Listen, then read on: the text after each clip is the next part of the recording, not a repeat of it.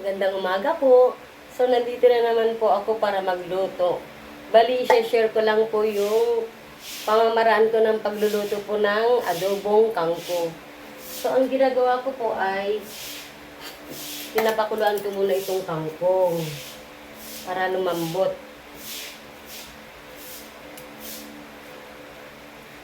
Bali, itong kangkong na to, ang mga ingredients po natin ay meron po tayong sibuyas at bawang. Meron din po tayong paminta, mantika, syempre lagyan natin ng suka, toyo, pampasarap, at syempre, ito po yung panghuli, ito po yung garlic paste. Bali, sandali lang pong lutuin to kasi nga kangkong lang naman siya. So, pinapakuluan ko po siya para lumambot. Sandali lang naman lumambot ko. Hindi ko naman po siya masyadong niluluto pag ganyan pinapakuluan ko. Tinatanong po ng mister ko kung ano po yung English ng kangkong. Sabi ko, kengkong. Basta ang alam ko sa Ilocano to ay balangig.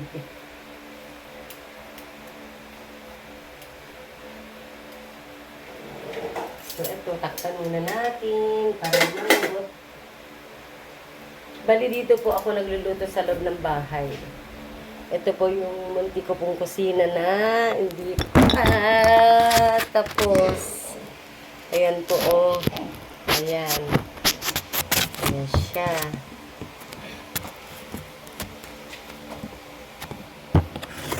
Ayan.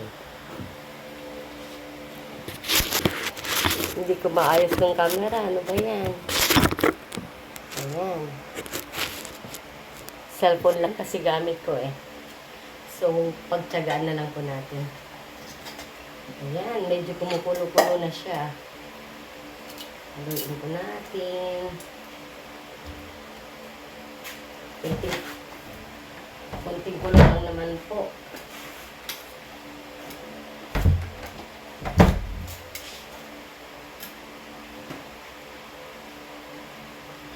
Eto, wala akong ginawa kundi magluto. At dahil bawal po ang karne ngayon ay gulay-gulay muna tayo hanggang Sabado. Ayan. Dalawang tali po ito. So, nag-iisang tali kami ni Daddy Tony.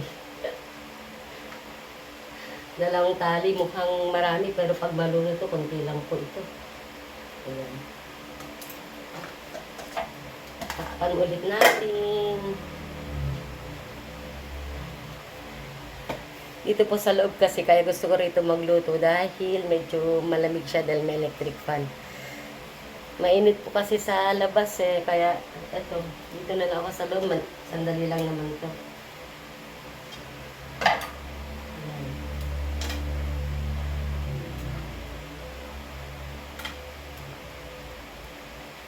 Kunting kulo pa.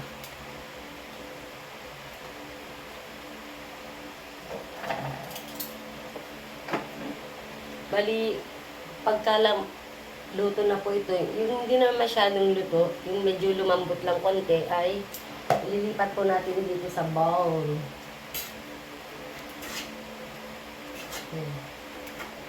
Pero pag ilagay niyo po ito ay konting tubig lang kasi yung kangkong po ay nagtutubig na po siya.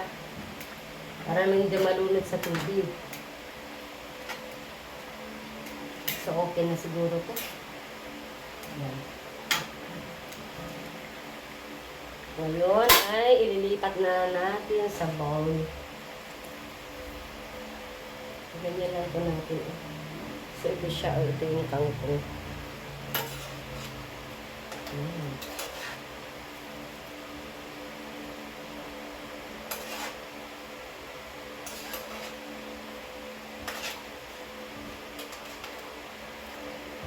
Masarap po ito ha. Yung iba po naglalagay ng taupa pero ako kasi ay hindi masyado sa taupa eh. Kaya hindi ko na lang nilagyan. So ito.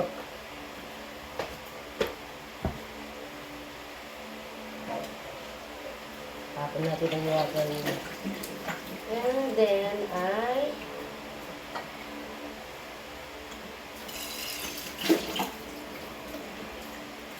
ito siya. So, ang gagawin po natin ay lagyan na po natin siya ng ricado. Ito siya, lalagyan natin ng toyo. Tansya-tansya lang po.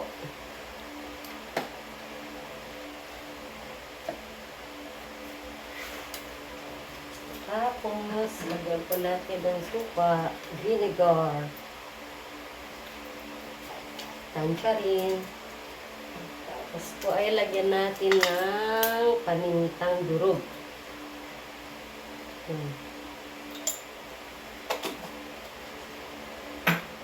At syempre pa, hindi nawawala ang pampasarap. Kunti lang naman. Palit lang naman itong kutsara niya. Kaya, dalawang kutsara siya. Tapos haluin natin. Haluin natin hanggang sa ma-absorb po yun ng kangkong yung mga ricadong nilagay natin. Ito po siya, oh. Medyo, kasarap po siya. Sandali lang pong lutuin to. Wala pang 20 minutes. Ito po yung ulam na matipid.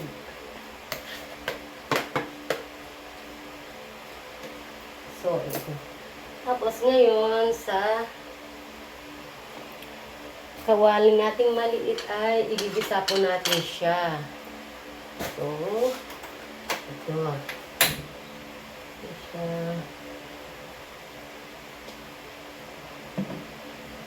Initin muna natin mantika.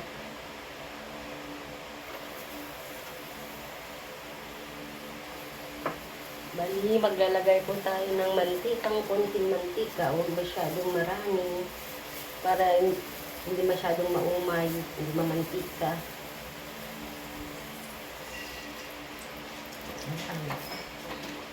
Tapos syempre pa ay igigisa na po natin ang bawang.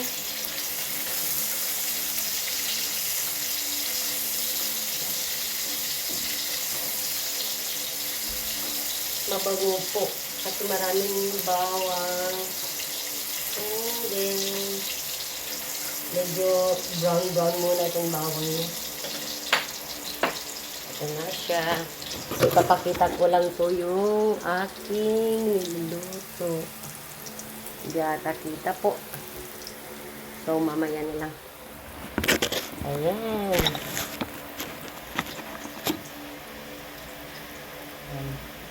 So, pwede natin ilagay itong sibuyas.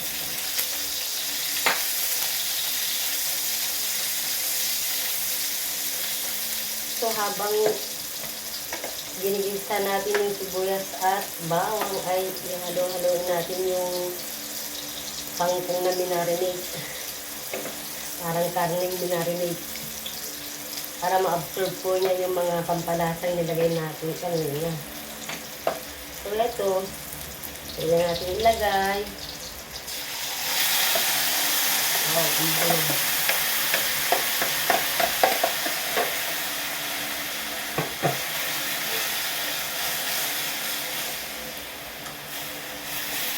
So, konting luto lang po ito kasi malambot na po yung kangkong.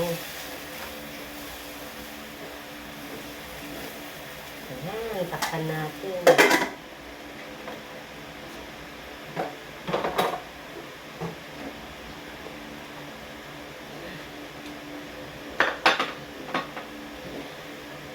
Bali, itong kusina ko po ay maliit lang dito sa loob ng bahay. Ayan. Pag tinatamad po ako magluto sa labas ay dito na lang po ako nagluluto. Bali, ang gamit ko po ay butane. Pero pag pang matagalang luto po katulad ng mga buto-buto, dun po ako sa labas kasi ang butane madaling maubos po. Since ang kung po yung niluto ko ay dito ko po niluto dahil sandali po lang naman po itong lutuin. So, ayan. And then, lagyan po natin siya ng oyster sauce. Para po yung pinaka-sauce niya ay malamis-lamis tapos medyo malapot. Isa lang po. Bali po itong kangkong ay 2 tali po siya. Pero kala ko kanina marami pero konti lang pala. So ayan, halo-halo.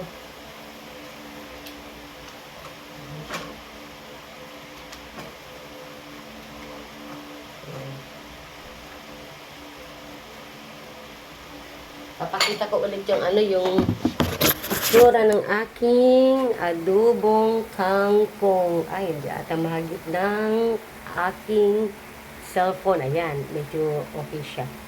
O, diba? Ilang minuto lang yan, luto na. So, haluin po natin. Halo-halo lang. Bango naman siya. Oh. So, ito siya. Ito na siya. Ayan, ito na. And then, ay lipat na po natin sa bowl.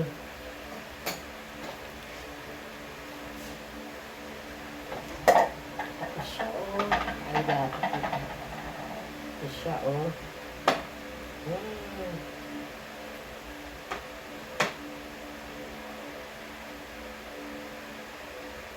Hindi ko na po siya nilagyan ng tubig kasi yung pinakasabaw niya yung mga ingredients na inilagyan natin, yung toyo tsaka suka.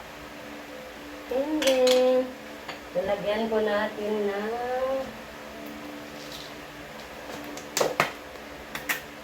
garlic flakes. Ito po siya.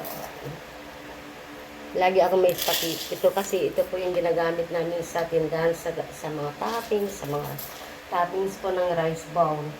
Subudburan natin ng garlic. Ayan. Maraming garlic.